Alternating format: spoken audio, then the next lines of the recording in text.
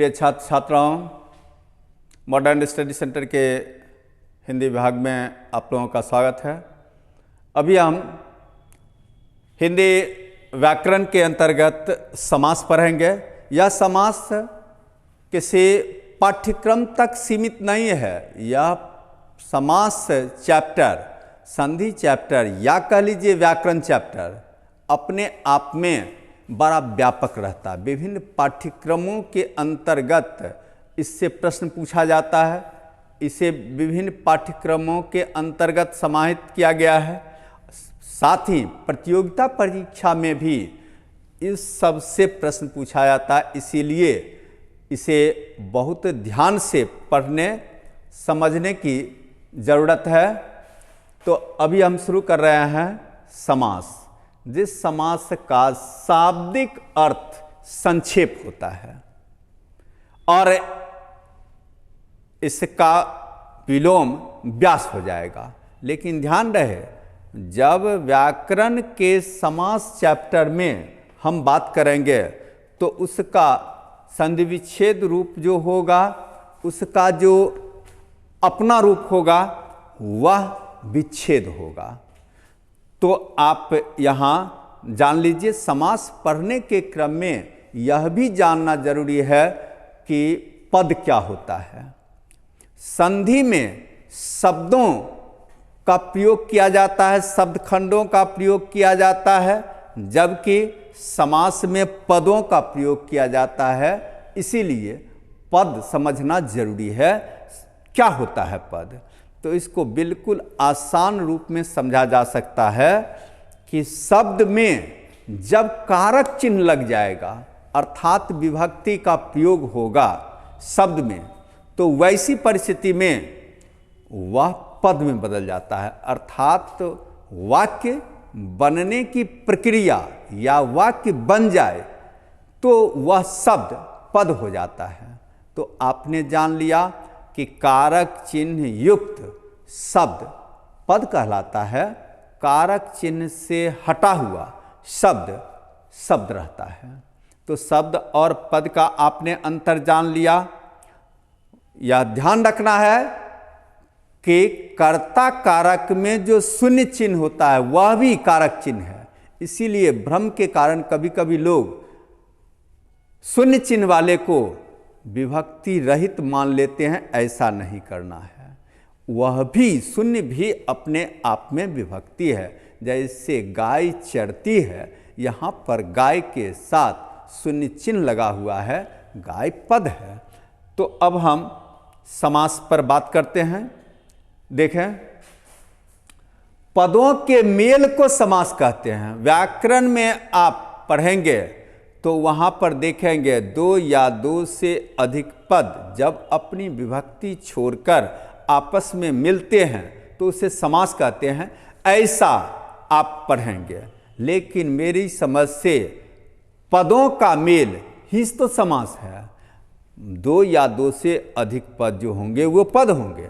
अब विभक्ति छोड़ेंगे तब ये तो पदों का मेल होगा। इसीलिए हमने अपने ढंग से समास को परिभाषित कर दिया है। पदों के मेल को समास कहते हैं। इसलिए इसका मतलब हुआ कि दो या दो से अधिक पद अपनी विभक्ति छोड़कर मिल रहे हैं। विभक्ति युक्त शब्द को पद कहते हैं। समास का शाब्दिक अर्थ संक्षेप होता है।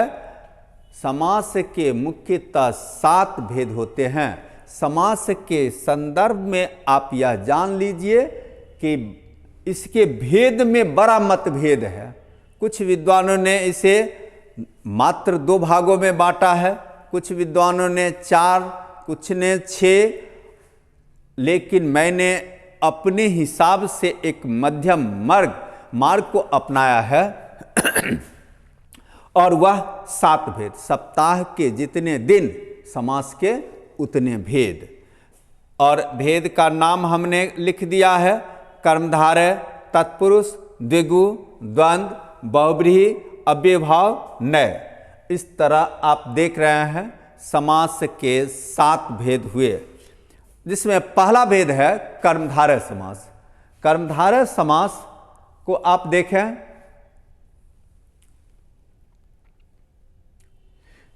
जिस समास में विशेषण विशेष्य या फिर उपमान उपमेय या फिर इसी को उलट दीजिए उपमेय उपमान का प्रयोग हो वह कर्मधारय समास कहलाता है।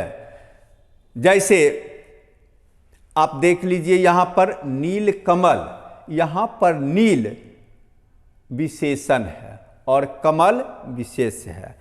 जो विशेषता बताता है वह विशेषण और जिसकी विशेषता बताई जाती है वह विशेष कहलाता है। तो कमल की विशेषता बताने का काम किया जाता है नील से, इसीलिए नील विशेषण है तो नील कमल हो गया।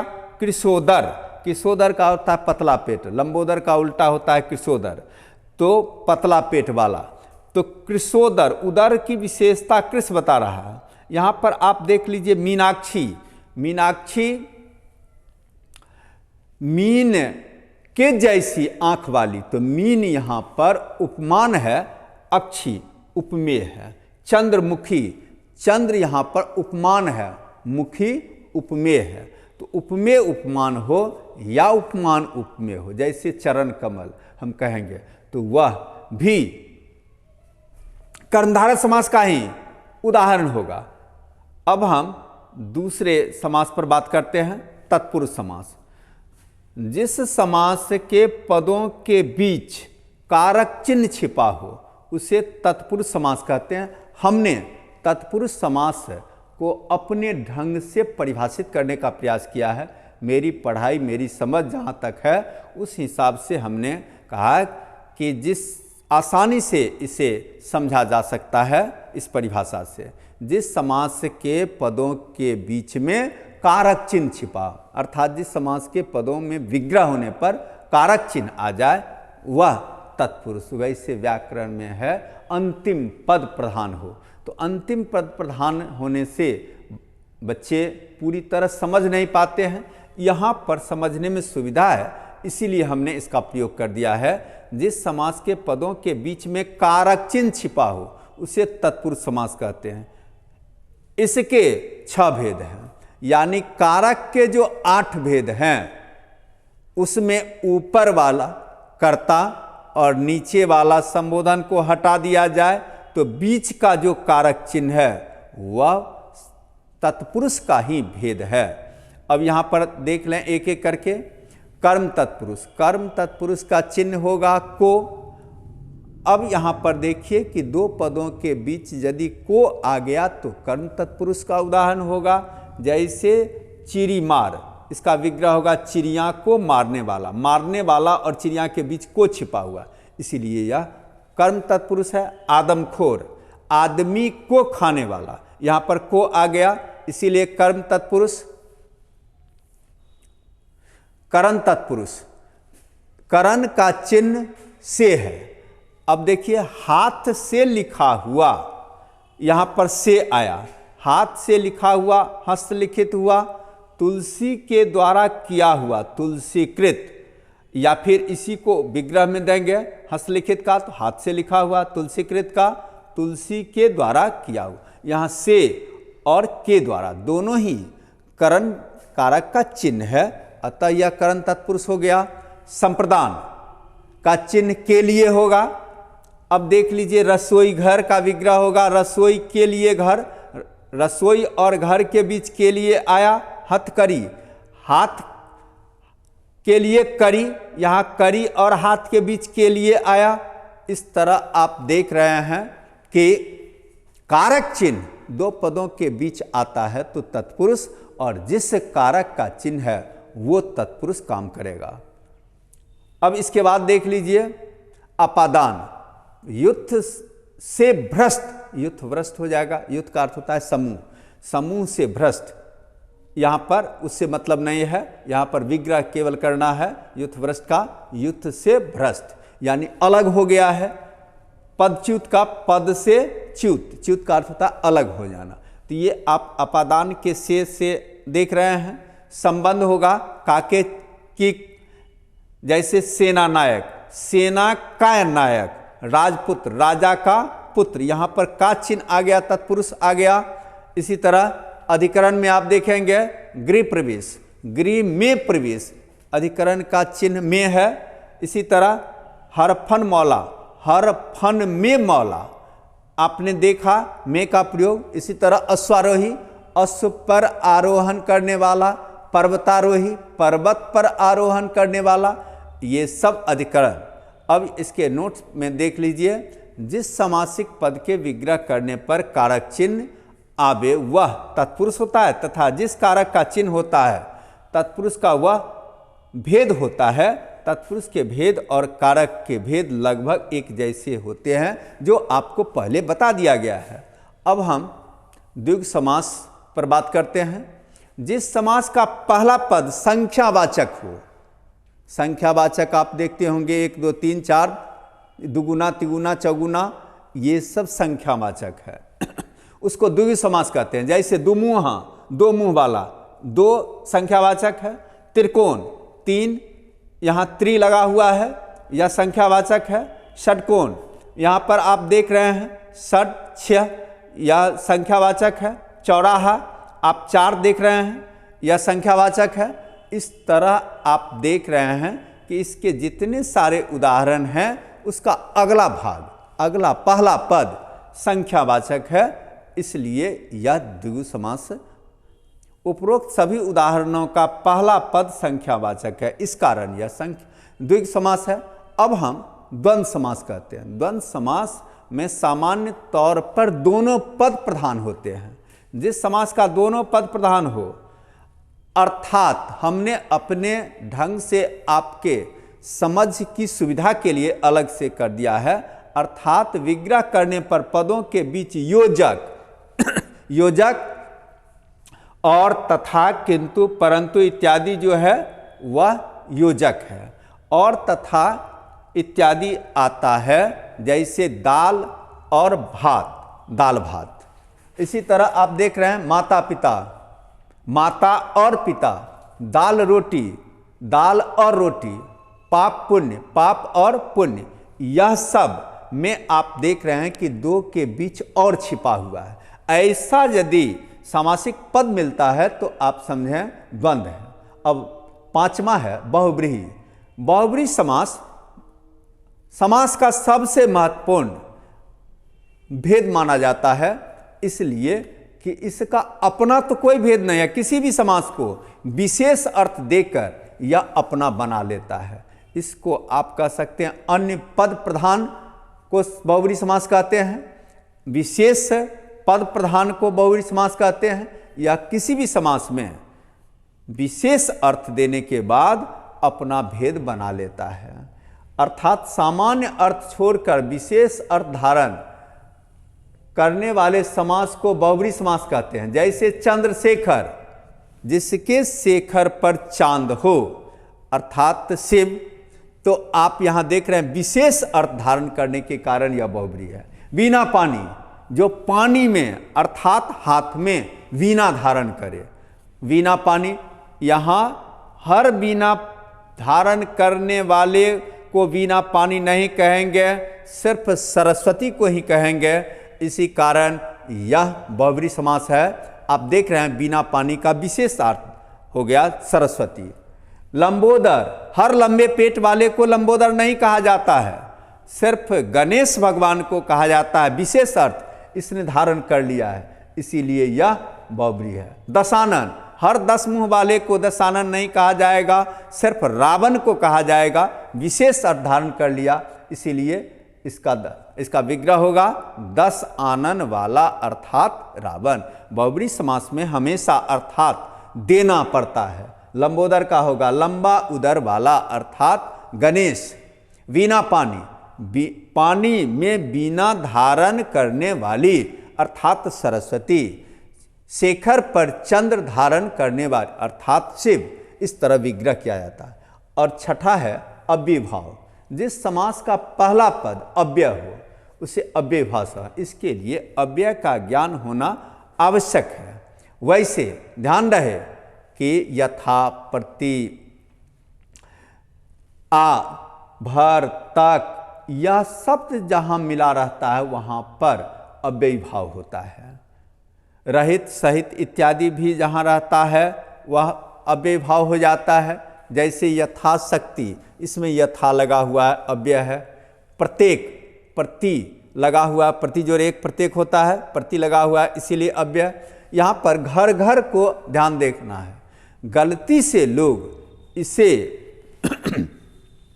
द्वंद्व समास समझ लेते हैं, लेकिन ऐसा नहीं। विग्रह आप करेंगे तो साफ साफ आपको पता चलेगा घर घर का विग्रह होगा, प्रत्येक घर, अर्थात यह अव्ययीभाव है, यह द्वंद्व समास नहीं है। गलती से धरफड़ी में लड़के इसको द्वंद्व समास लिख देते हैं।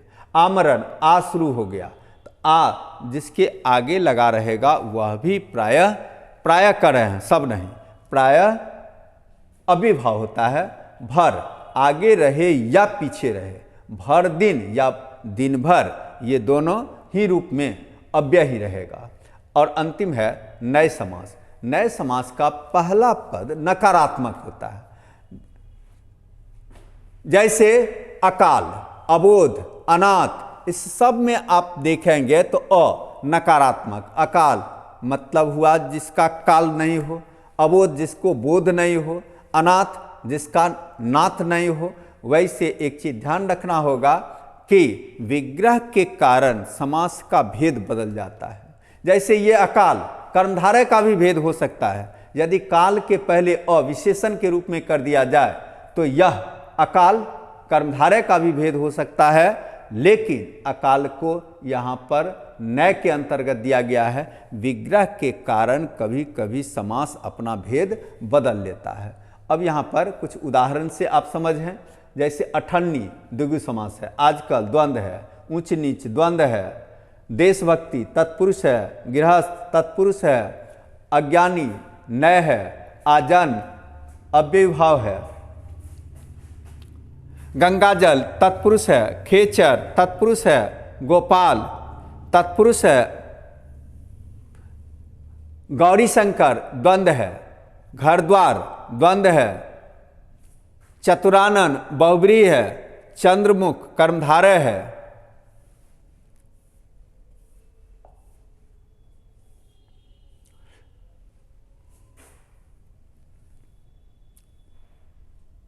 चरण कमल कर्मधारय है, दानवीर तत्पुरुष है, पकौड़ी कर्मधारय है, दानवीर तत्पुरुष है, दही बारा तत्पुरुष है, नवग्रह द्विगु है, पाकिटमार तत्पुरुष है, श्रमदान तत्पुरुष है। आपके थोड़े और अभ्यास के लिए हमने बहुवैकल्पिक वस्तुनिष्ठ प्रश्नोत्तर पर भी काम किया है। गंगाजल कौन समास है? तो आप इसका सही उत्तर देखेंगे, इसका विग्रह करेंगे, गंगा का जल, गंगा जल, इसीलिए यह तत्पुरुष हो जाएगा। राजकुमार कौन समास है? राजा का कुमार तत्पुरुष हो जाएगा। अठन्नी कौन समास है? पहला पद आप देख रहे हैं संख्यावाचक है, इसीलिए द्विगु समास हो जाएगा। दही बड़ा कौन समास है? दही में बड़ी, यह आप देख रहे हैं तत्पुरुष हो जाएगा। देशभक्ति कौन समास है? देश के लिए भक्ति तत्पुरुष हो जाएगा। पंचवटी कौन समास है? पहला पद संख्यावाचक है, इसीलिए द्विगु हो जाएगा। कन्यादान, एक चीज ध्यान रहे कि पंचवटी 5 बटों के समाहार या द्विगु तो जरूर हुआ, पंच वहाँ है, लेकिन पंचवटी का विग्रह यदि विशेष अर्थ में लिया जाता है, जहाँ राम सीता ने वास किया था, तो वह बहुब्री में भी चला जाएगा। लेकिन यहाँ ध्यान रहे कि ऐसा आपको ऑप्शन नहीं दिया गया है, इसीलिए यह द्विगु ही होगा। कन्यादान किस समास का उदाहरण है? कन्या का दान, स्वाभाविक रूप से यह तत्पुरुष होगा। घर घर कौन समास है? घर और घर नहीं होगा, घर घर का विग्रह होगा, प्रत्येक घर, स्वाभाविक रूप से ये अव्यय होगा। दिन भर कौन समास है? अव्ययीभाव है। सीता राम कौन समास होगा? सीता और राम दोनों पदों के बीच और आया है, इसीलिए द्वंद्व हो जाएगा। शोकाकुल, शोक से आकुल, आप देख रहे हैं से आ गया, यहां तत्पुरुष हो जाएगा। त्रिकोण कौन समास है? तीन कोण वाला संख्यावाचक है, तीन द्विगु हो जाएगा। अनाथ कौन समास है? और नकारात्मक हो, जिसका नाथ नहीं हो और नकारात्मक है, इसीलिए नए समास होगा। अब फिर आप देख रहे हैं चंद्रमौली में कौन समास है? जिसके मौली पर चंद्र हो, यह बहुब्री समास होगा। चंद्रमौल आपको शिव भगवान को कहा जाता है, अर्थात शिव। लंबोदर में कौन समास है? अभी तुरंत बताया गया है, लंबा उदर अर्थात गणेश, तो यह बहुब्री समास हो जाएगा। कमल नयन में कौन समास होगा? कमल सा नयन, तो यह आप देख रहे हैं कमल सा नयन कर्मधारय होगा। लेकिन ध्यान रहे कि यह कमल नयन यदि विशेष विग्रह में जाएगा, विष्णु भगवान की आंख के लिए किया जाएगा, तो वह बहुब्री जा सकता है। जा सकता है कर रहे हैं, है नहीं, है यह कर्मधारय। गगन चुंबी कौन समास है? गगन को चूमने वाला, तत्पुरुष समास हो जाएगा। जी जान, जी और जान द्वंद्व समास हो जाएगा। चीरी मार चिरी मार में कौन समास? चिड़िया को मारने वाला, तत्पुरुष समास। यहाँ पर एक चीज ध्यान रखना होगा, तत्पुरुष तो आप देख ही रहे हैं, ऊपर से तत्पुरुष के जो भेद हैं उसको भी ध्यान में रखना है। चतुर्भुज में कौन समास है? चार भुजाओं वाला। यहाँ पर देख रहे हैं चतुर्भुज द्विगु समास का, क्योंकि चार संख्यावाचक है। लेकिन इसी को यदि हम अर्थात ब्रह्मा कर देंगे तो वह बहुब्री हो जाएगा। लेकिन यहाँ पर आप देखें बहुब्री ऑप्शन में नहीं है, निश्चित रूप से द्विगु ही होगा। इस तरह आपने देख लिया कि आपकी सुविधा के लिए यहाँ पर आंसर शीट दिया जा रहा है। इस पाठ में इतना ही। अब हम अगले पाठ में मिलेंगे। धन्यवाद।